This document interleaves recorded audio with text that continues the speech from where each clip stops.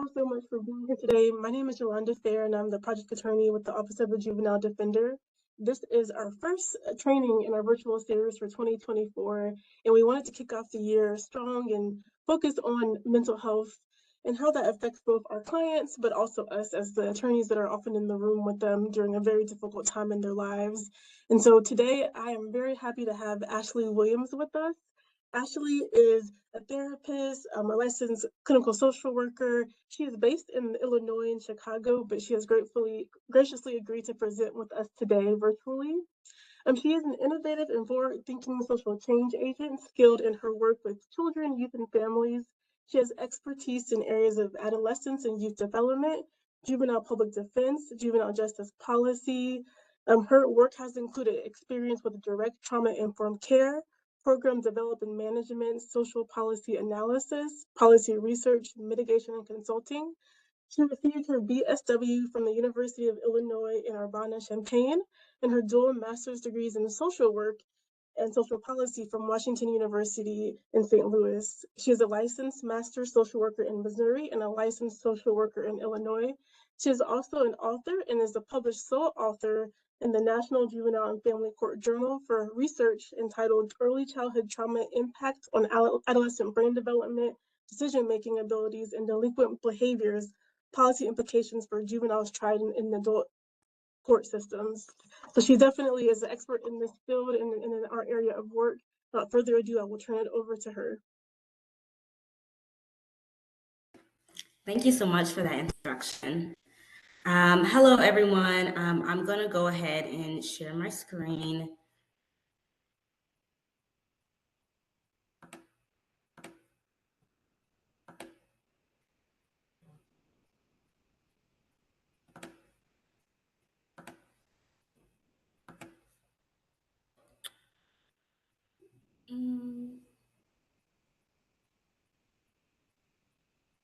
Sorry, guys. Thank you for your patience. Okay. Hi, everyone. My name is Ashley Williams. My hope today is to talk to you all about mental health and how to take care of your young clients while also taking care of yourself. Yolanda gave that wonderful introduction, but just to go over a little bit more, again, I'm a licensed social worker and mental health therapist. I have a background in social policy. I did serve at the public defender system in Missouri with their children's defense team. I have a special interest in the juvenile justice system and specifically with youth, child, and adult courts. And I am published in the National Juvenile and Family Court Journal. During our time today, my hope is that you can leave this webinar with a better understanding of the impact of trauma and its connection to mental health, how to support youth experiencing trauma and other mental health disorders, how to practice with a trauma-informed lens, and of course, overall, how to take care of your own mental well-being as a juvenile defender. So I thought I'd start off with talking about our work with young people. And I thought it would be very humorous to start with this picture of the brain. This picture really resembles all of the things that are going through our teens' minds, okay? And so there's this super rebellion center, the birds and the bees, this idea of love for the parents versus the disdain for the parents. There's even on here memory for music, and this idea of like the self-image syndrome. And so I thought this would be a really great way to start because this is so very true. These are the teens that we're working with. These are our young people, and these are some of the things that are going through their minds in their daily life. I think it's important when we talk about how to support young people to start with how do we understand them and what their experience is and what their worldview is. So as we know, kids are different. Kids are different than our adult clients. And they're going through a very special time in their life. They're going through they're having a huge surge of hormones, and their brain is developing at a rapid pace. And so because of that, these are some of the things that our teens are kind of working through and struggling with. And so we may find that the young people we work with are extremely self-centered. It is very hard for them to see things outside of themselves. This is just the way the brain is working right now. They can be extremely impulsive and have a really hard time weighing pros and cons.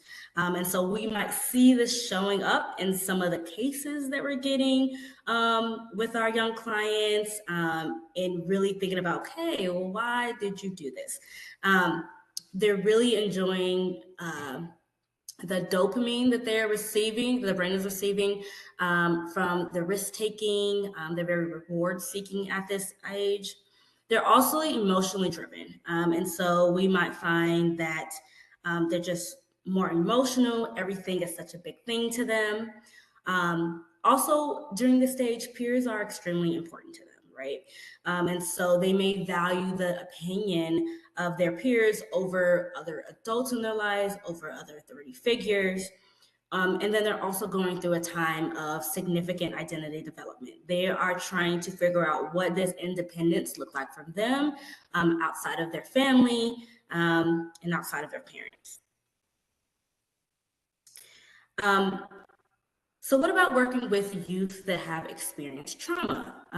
Why does this matter? Well, we talked a little bit about working with youth and understanding them a little better. And it's important to know that working with youth who have experienced trauma opens up a whole other ballgame. There are more challenges that may arise when we're working with youth that have experienced trauma. And why is this relevant to us? Well, because the prevalence of trauma in the juvenile justice system. 93% of youth entering the justice system have had at least one adverse childhood experience or traumatic event. And over 50% of those youth have had at least 6 or more that are considered to be adverse childhood experiences or traumatic experiences. And so we're talking about a huge number of the youth that we're working with that have experienced a traumatic event. I also like to say that going through the justice system is a traumatic experience within itself. When we talk about arrest, when we talk about shackling, when we talk about spending time in isolation, especially for the young people that are being tried as an adult, or like just the idea of being caged and detained. When you talk about being separate from their friends and families and separate from community, this can cause a huge psychological impact for the client. On top of feeling shame, guilt, and embarrassment about just having to go through this process. So let's break down some of that down. What is trauma? So trauma is a distressing experience or event that alters the chemical makeup of the brain. It recalibrates the brain's alarm system. And so this process is both physiological, but also psychological, right? So we may notice that people who experience trauma may be constantly in a flight mode. So they may be constantly on edge, or maybe they're overreacting to something that's small. That's because sometimes when someone has experienced trauma, their brain can be just always sending off alerts that they're back in that situation or back in that traumatic event. The CDC did a study about adverse childhood experiences. This was really designed in a public health model, kind of talking about this pyramid that you see on the left here. I'm talking about how at the foundation of the pyramid is historical trauma, which can lead to social conditions. When we have negative social conditions or harmful environments, that can lead to adverse childhood experiences, which I'll go into, and then which can also lead to a disruption of development of the brain, and social and emotional cognitive impairment. And so that's kind of where my research really focuses on the ACEs, the brain development, and the impairment that it can have. But there's this idea, right, that all of these things, if not addressed, can lead to an early death in a public health sense. I like to use this pyramid when talking about the criminal justice system as a whole, because I also think that that's something that can really help explain why it's so important to address traumatic experience or adverse childhood experiences. And in case I didn't say this, the CDC identifies ACE as being a traumatic experiences that you can experience before your 18th birthday. And so some of the categories that this includes is physical abuse, sexual abuse, physical neglect, emotional abuse, parental separation. So if your parents got divorced or they were separated for the home, household violence, household mental illness. So if there is a family member, someone in the household that had a mental health illness, that can be considered a traumatic event. Household substance use, incarceration of a household member. I think that's something that's key because we might notice that our clients come from families that have been incarcerated before. And then also the death of a loved one or caregiver. In 2020, the culturally informed ACE model was developed, and it really just kind of expands that framework of what is considered an adverse childhood experience. The culturally informed ACE model really wanted to take into account the experiences that Black youth have, and the experiences of poverty, racial discrimination, and community violence. All of these things are considered an adverse childhood experience in this expanded model. And so racial discrimination is among the most chronic and taxing stressors that Black youth experience throughout their development. So it's definitely something that's relevant to us, especially as we know that Black youth tend to, specifically Black male youth, tend to make up a lot of the juvenile justice system. So how does trauma show up for our clients? What does this look like? This can look like mistrust. So they may not be wanting to be honest with us. They may not want to give us a lot of information. We might spend the first intake session just in silence, or they're not really giving you a whole lot, which is not very helpful if we're, trying to move the case along or just trying to get to understand them and support them. The trauma may have manifested into mental health disorders. So we talk about anxiety, major depressive disorder, post-traumatic stress disorder. If trauma goes on unaddressed for so long, we can definitely see mental health disorders start to come into play. It can lead to substance abuse, detachment.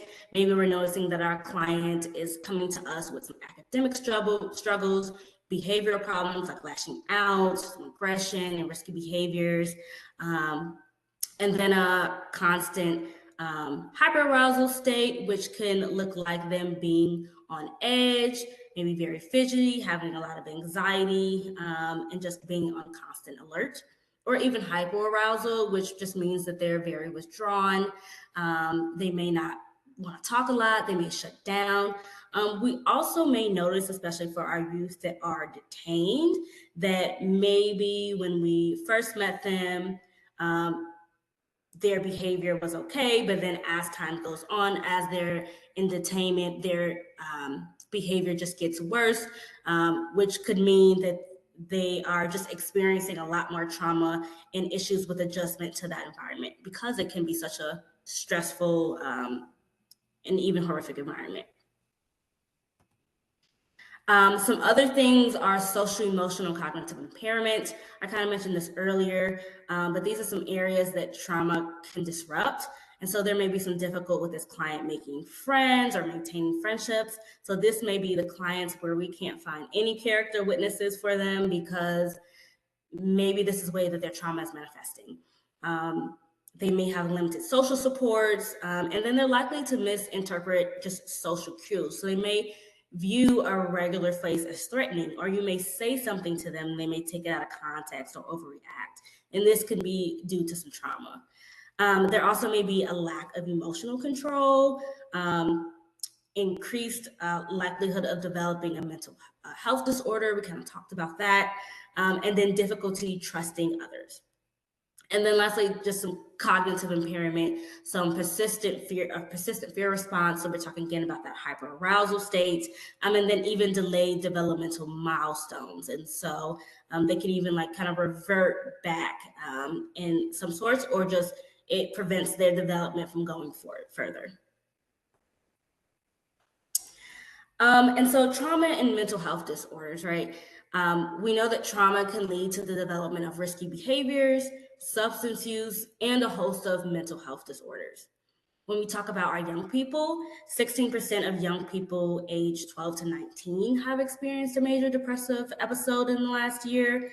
So that being 2023, and it's even up from the previous year, 2022. 50% of all youth have had at least one health disorder in their life, mental health disorder in their lifetime. And so that's a lot of young people that we're talking about that are struggling with mental health issues. And then when we talk about youth that are in the juvenile justice system, that's 70% having a diagnosable mental health disorder, either being officially diagnosed or not. So how do we support our clients that are experiencing trauma and experiencing other mental health disorders? And so I think a key point is using a trauma-informed lens, and I'll talk a little bit more about what that actually means. It's also important to listen intently and watch for cues. And so in our meetings with clients, picking up on the things that they're either saying or not saying. What is their behavior like? What is their interaction with you like? Is there something that they're trying to tell you, but they are maybe afraid to? Looking out for those windows of opportunity to truly engage with the client, right? And then advocating for clients' mental health needs. That, can look like in court, what are we advocating for the client receive? If they are having issues with substance abuse, are we, advocating that they maybe get residential services so that they can work on those substance use issues? And then related to that, encouraging proper placement, making sure that maybe if we have a client that is autistic, that we recognize that, okay, youth detention is not the best place for them, and maybe we are able to get them into a residential facility that works with children that are autistic. And so going back to practicing with a trauma-informed lens, the way I like to think about this is that practicing with a trauma-informed lens is an evidence-based approach that can significantly affect the well-being of your client, the relationship you build with your client, and the outcome of your case. So there is practicing with a trauma-informed lens can only benefit us, right? And it's more than just knowing that our client has experienced trauma. It's more about the approach that we take with that information, communicating with them, and then advocating for their needs. And so maybe instead of thinking what's wrong with you, we, being a trauma-informed, may look at things like what happened to you and what can I do for you right now? And so acknowledging that, okay, maybe you were arrested and roughed up by the police, and that was a very traumatic experience. Even acknowledging that and naming it and asking how you can support the client in that moment, because maybe they need that at that moment, right? And so just furthermore, talking about this idea of practicing with this trauma-informed lens, when we talk about meetings with our clients, just understanding that everyone responds to trauma differently.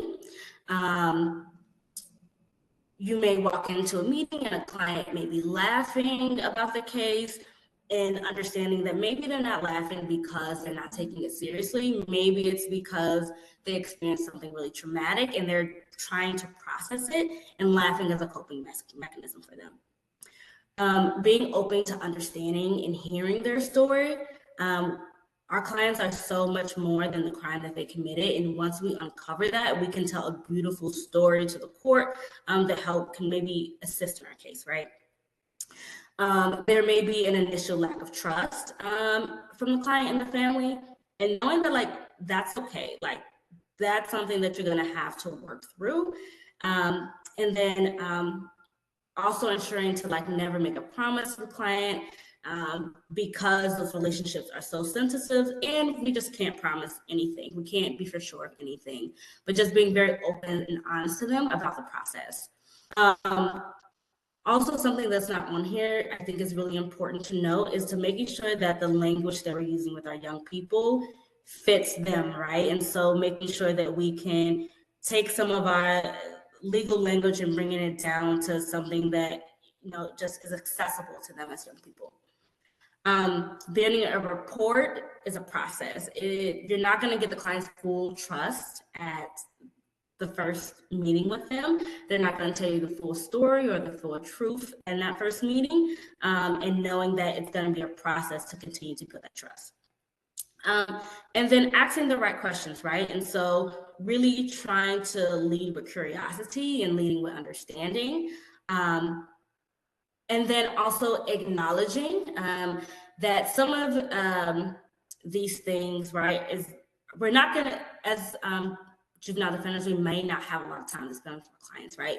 We have so many cases. And so if we have the ability to have a social worker or a mitigation specialist on our team, maybe utilizing those people to be able to get more information for us and to help us assist in building that rapport with our clients.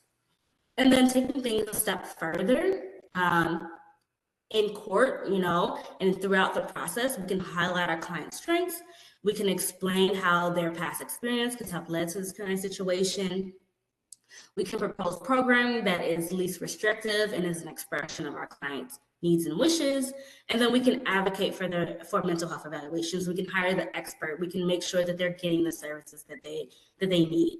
And again, acknowledging that a lot of this takes a lot of work and maybe even a lot of hands to make sure that we're advocating our clients in the best way possible. So utilizing social workers, mitigation specialists, even contracting out if we need to. I'm just going to check the time. I'm going to show a little bit of this video. I don't think we'll have time to watch the entire video.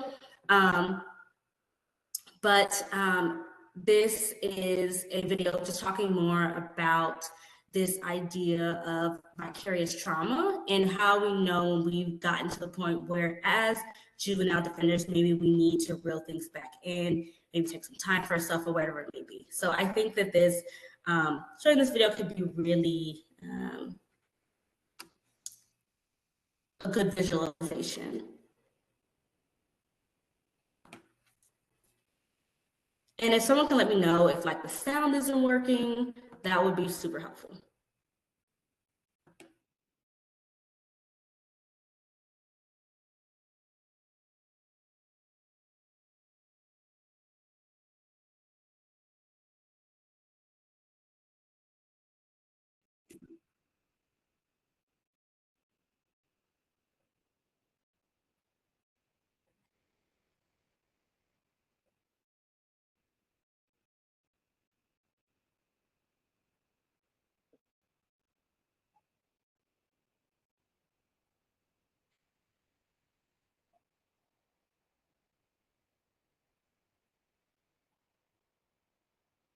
I don't think it started playing on our end just yet.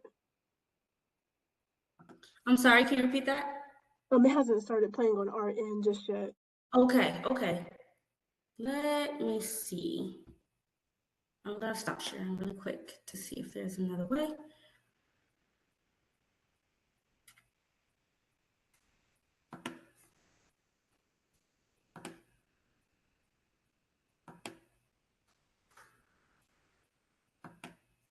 I might have to stop sharing and then share the video. So just one second.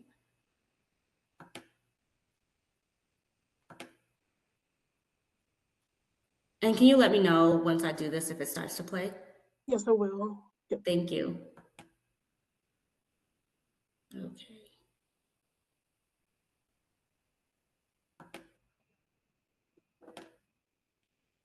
Is it working now? Yes, I don't know if the Okay, great. audio is showing, but the video is showing.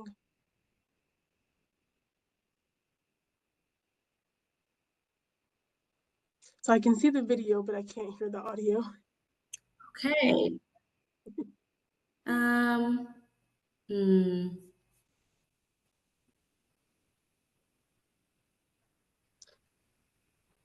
If it doesn't work, we can share the link in the chat. Of course. Thank you for that. Let's see.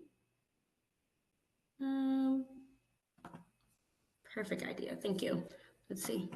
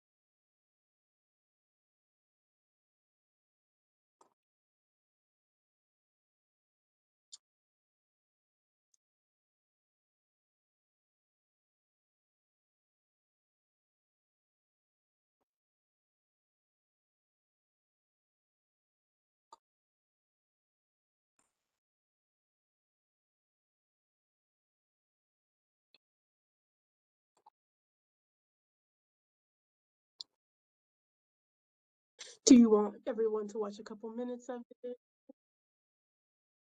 Playing to start playing automatically. I think you might be still muted, Ashley. Sorry. Yeah, that's fine.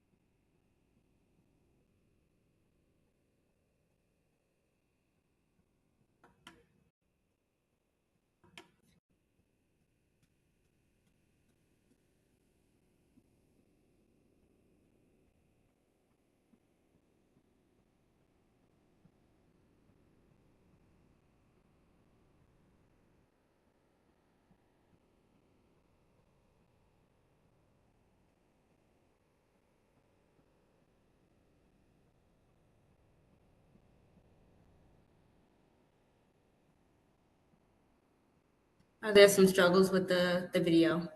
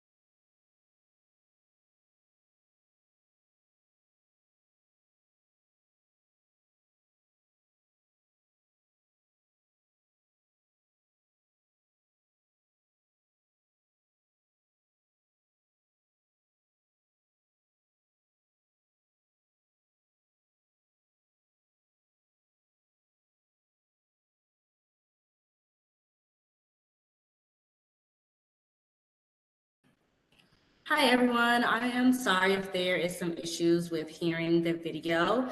It is a really great video, so I encourage you guys to, watch it after session, after this webinar, but I'm gonna jump back into things for us.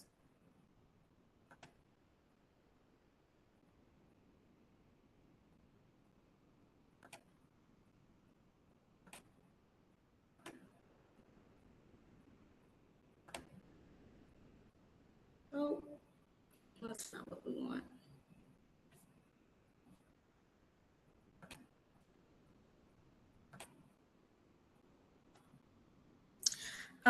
So thank you for bearing with me, you guys.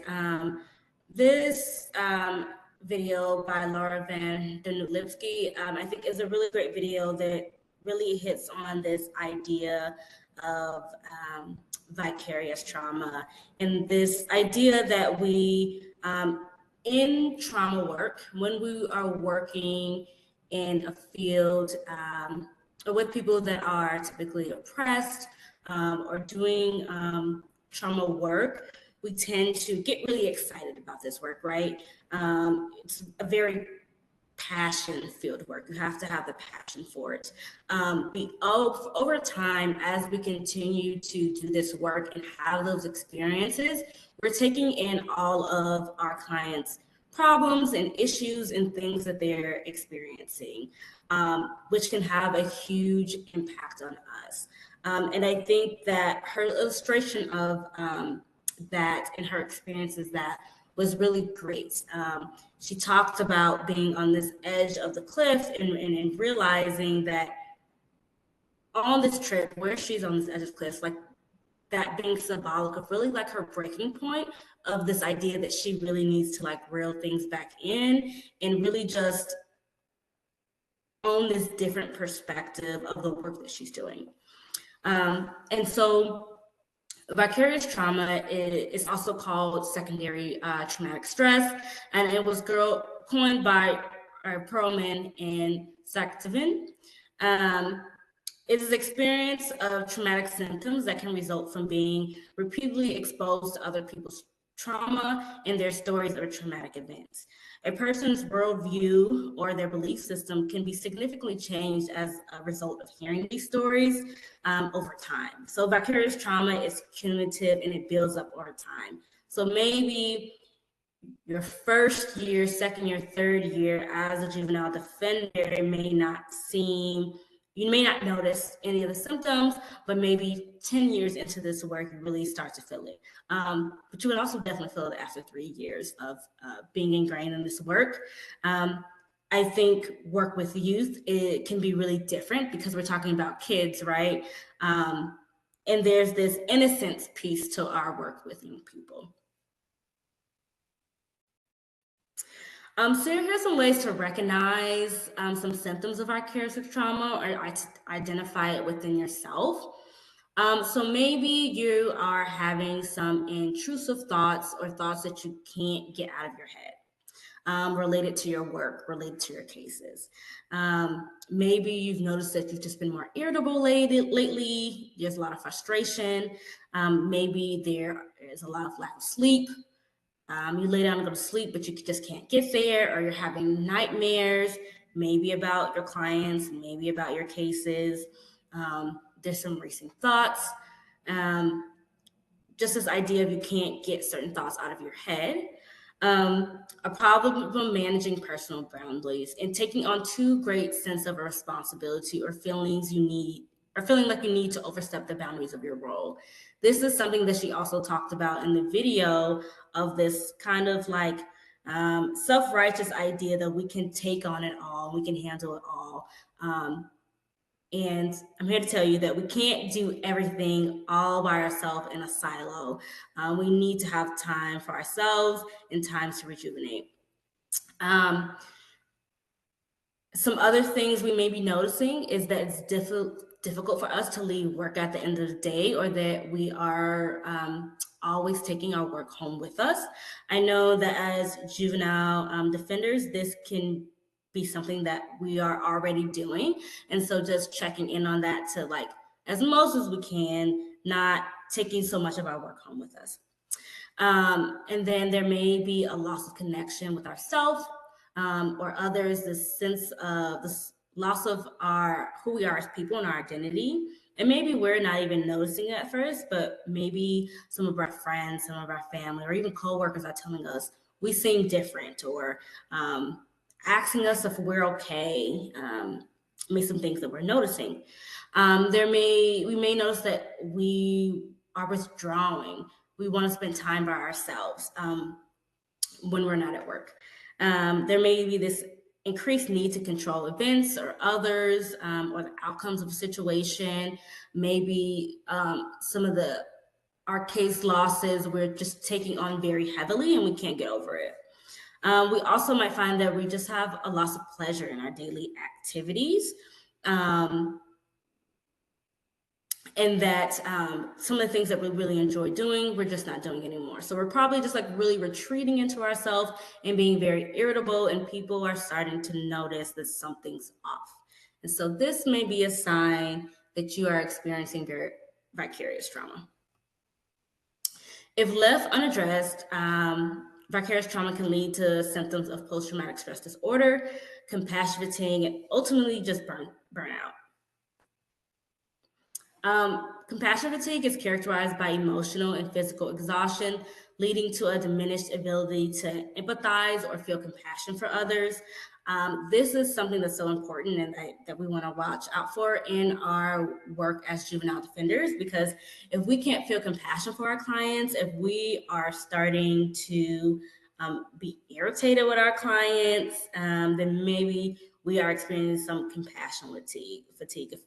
And this is especially important, especially when we talk about operating from a trauma-informed lens. We can't really do that if we are compassion fatigued.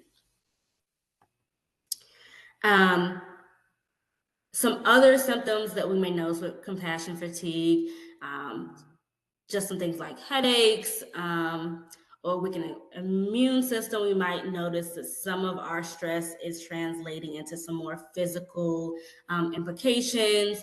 We might feel powerless or have some more symptoms of anxiety.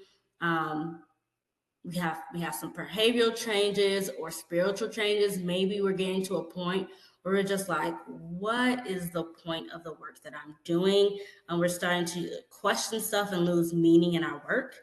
Cognitively, we may have diminished concentration, some pessimism, and inattentive. We may be withdrawn or isolated from our friends or family. I kind of talked about that a little bit as well.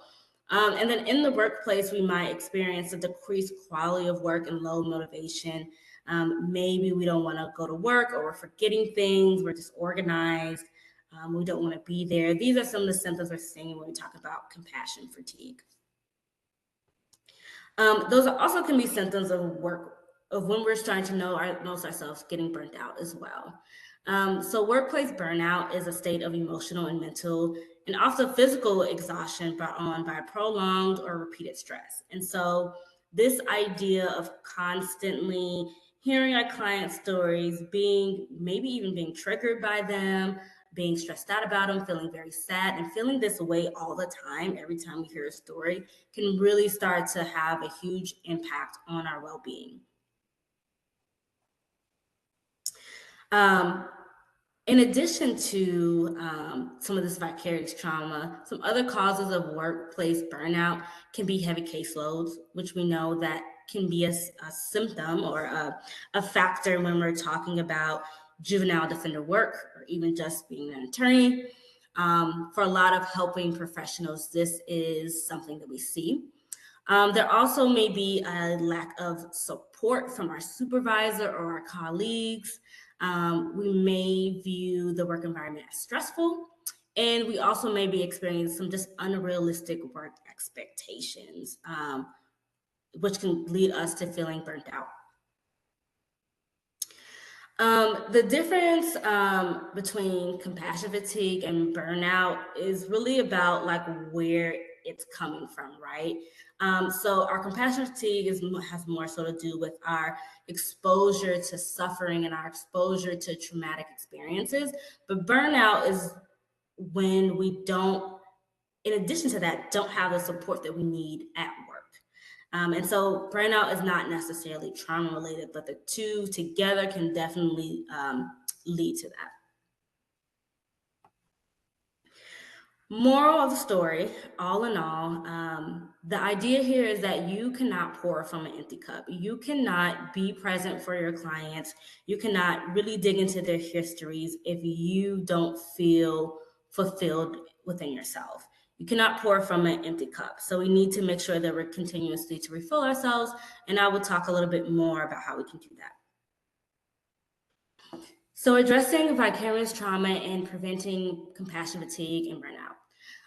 And so one of the best ways they say to do that is to limit trauma exposure, which in our work as juvenile defenders, probably going to be nearly impossible. But that doesn't mean that there aren't times where we need to reel things back in and take a break if necessary. So that's when we're talking about using our PTO and vacation time. I know in my experience when I worked in juvenile defense, I think that was something that was definitely celebrated. And I think that matters too, right? If you are receiving support, that yes, take the break, take the time away. Also, I think something that was really celebrated is, if you are coming back to the office and you just had a really hard case, maybe it was a loss, maybe your client is continuing to be detained, or maybe they're going to the youth to the Division of Youth Services, and that was very hard for you. You probably spent a lot of time working with this client, building care for this client, and so if that is the situation, maybe consider taking a mental health day. Maybe consider taking the rest of the day off if you don't have anything else coming up. Just being very mindful of your mental well-being and how much you can take on. And so some other things are talking to your supervisor, building that relationship to say that like, hey, like I'm having a hard time, or this is really impacting me. Again, back to leaving work at work as much as possible. There will be times where the caseload is heavy, or like you really need to get something done for a case. And I get that happens in the work. But when that's not the case, leaving our work at work. Setting boundaries with ourselves and making sure that we're sticking to those boundaries. Practicing intentional self-care, and going to therapy.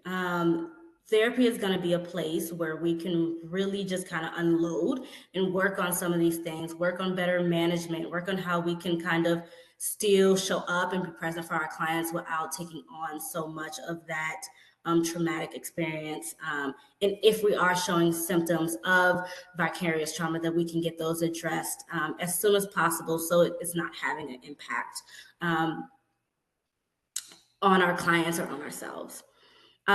Utilizing our support system. And so I talk with a lot of my clients about building a support system outside of work through friends and family, but also making sure that you have a support system at work. Who is your work buddy that you can go to and talk to, and leaving space for that and being open to that. In my previous work, we really valued this idea of like case consultation, but also being able to talk through things that are difficult. Juvenile work is difficult, it's hard, and we need to be able to talk about that with our coworkers. And then knowing when to leave again, but also like maybe not leaving juvenile defense in its entirety, but taking a break from it, right? So again, like using some of the time that we have to rejuvenate ourselves. And as I mentioned, intentional self-care is so important. I get a lot of questions about what is self-care. I think it's something that people are really just want to make sure they're doing self-care right. And there's really just no, wrong way to do self-care, as long as that you're spending intentional time doing something that's for you, that you enjoy, and that, refreshes you and fills your cup. If you are engaging in some type of self-care that is making you feel worse, then that's probably something that we want to stay away from. And then, so some examples of self-care can really be as simple as, taking a bath, taking a walk, also maybe making our work environment just a little bit more happy and self-care. Maybe we have stress balls, maybe we have funny pictures on our wall, maybe we have, um, the kinetic sand, and just different things that we can go to when we're feeling stressed to kind of fill us up. Maybe if we spent all day in our office, maybe we need to work from a coffee shop, or maybe we need to, work outside when it's nice or something like that. Just kind of getting it out of our environment, so that we can really rejuvenate ourselves.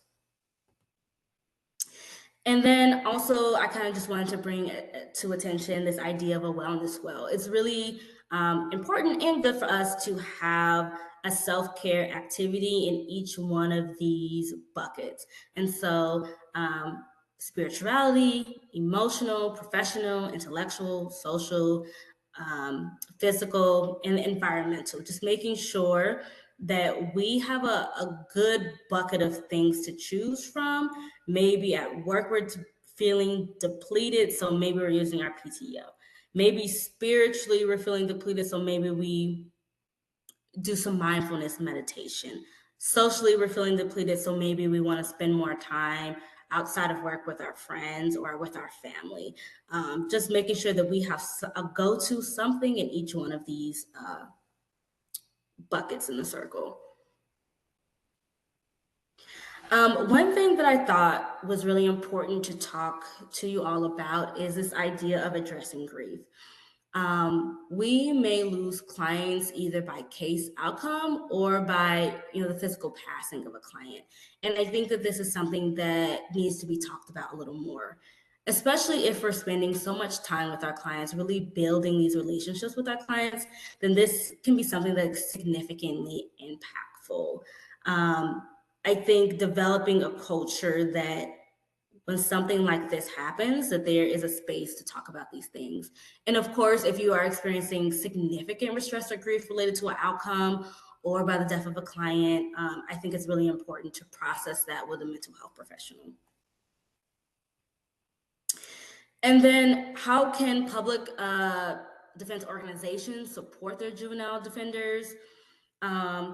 By reevaluating the work culture, I think is first and foremost. If you don't have a work culture that prioritizes mental health, then it's going to be really hard to encourage clients to do it. I mean, to encourage juvenile defenders to do it, or for them to feel like they can do it. It's one thing to say you can take time off, but if you're being ridiculed for taking time off, then that's not helpful. Utilizing mental health days. Like I said, if you have a really hard case and you just need some time, take that time if it's at all possible. Eliminating micromanaging. I think that this is not just important for juvenile defense work, but just all kinds of helping professional work and just work in general. Micromanaging can really steal confidence, I think, from employees and allow them to not have the room to build the kind of relationships they need to build with clients and do the things that they need to do to be better representatives. And then asking your employees, what do they need? If you are a supervisor, asking your supervisees, what do you need from me? How can I assist you? Checking in on them on their cases and seeing how they're going. And then again, celebrating employees. Being in juvenile defense is hard work and is work that should be celebrated, absolutely. Even if it doesn't end in a win, if it ends in, if you know that you did everything you could do to help your client and get them the best outcome, then that is something that should be celebrated. And lastly, just some continued readings. If you want to learn a little bit more about taking care of yourselves while also taking care of others, I recommend Trauma Stewardship. It's also by the woman who, the video that I showed, Laura Van der Noot Lipsky. And then if you want to learn more about trauma, The Body Keeps the Score is a really great book. And then also my research on adolescent brain development and trauma and how that impacts adolescent behavior, especially when we talk about the juvenile justice system and juveniles tried in adult courts.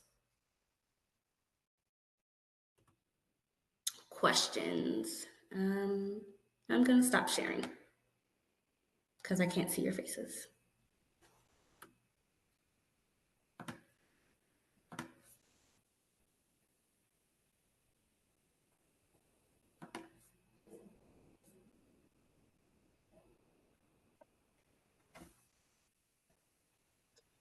Thank you, Ashley. I will say that I think the point that you made towards the end about grief, I don't know if that's talked enough about in some of our communities.